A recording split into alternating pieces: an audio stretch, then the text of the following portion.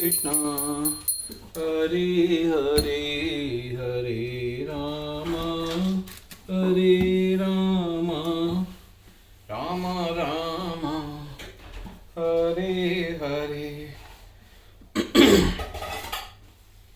गोविंद बोलो हरि गोपाल बोलो राधा रमन हरि गोविंद।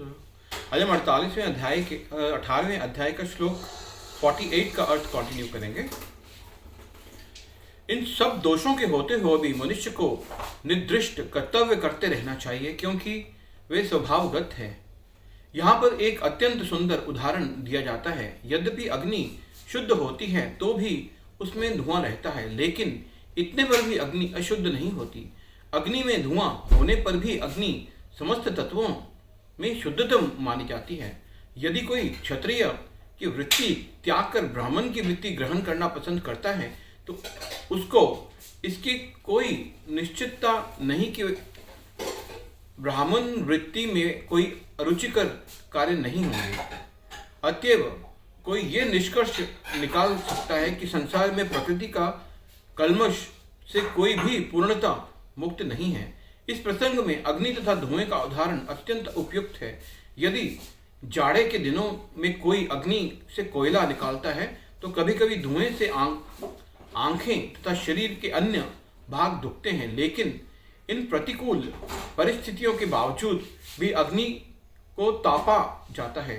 इस प्रकार किसी को अपनी सहज वृत्ति इसलिए नहीं त्याग देनी चाहिए कि कुछ बाधक तत्व आ गए हैं, अपितु मनुष्य को चाहिए कि कृष्ण भावामृत में रहकर अपने वृत्तिपरक कार्य से परमेश्वर की सेवा करने का संकल्प ले।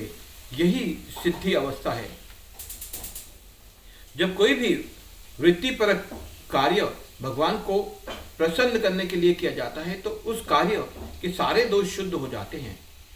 जब भक्ति से संबंधित कर्म फल शुद्ध हो जाते हैं तो मनुष्य अपने अंतर का दर्शन कर सकता है और यही आत्म साक्षात्कार है। आसक्त बुद्धि सर्वत्र जित आत्मा विगत सप्रह निष्कर्मय सिद्धिम परमाम संन्यासेन अधिगच्छति।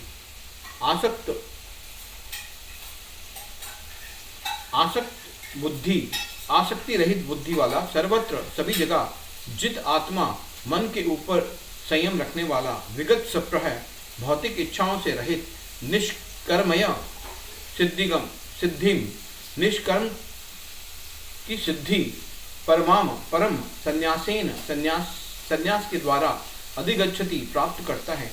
जो आत्म संयमी तथा अनासक्त है एवं जो समस्त भौतिक भोगों की परवाह नहीं करता, वे संन्यास के अभ्यास द्वारा कर्मफल से मुक्ति की सर्वोच्च सिद्धि अवस्था प्राप्त कर सकता है। तात्पर्य, सच्चे संन्यास का अर्थ है कि मनुष्य सदा अपने को परमेश्वर का अंश मानकर ये सोचे कि उसे अपने कार्य के फल को भोगने का कोई अधिकार नहीं है। चूंकि वह परमेश्वर का अंश है, अतएव उसके कार्य का फल परमेश्वर द्वारा भोगा जाना चाहिए। यही वास्तव में कृष्ण भावामृत है। जो व्यक्ति कृष्ण भावामृत में स्थित होकर कर्म करता है वही वास्तव में सन्यासी है। ऐसी मनोवृत्ति होने से मनुष्य संतुष्ट रहता है क्योंकि वह वास्तव में भगवान के लिए कार्य कर रहा होता है। हरे कृष्णा।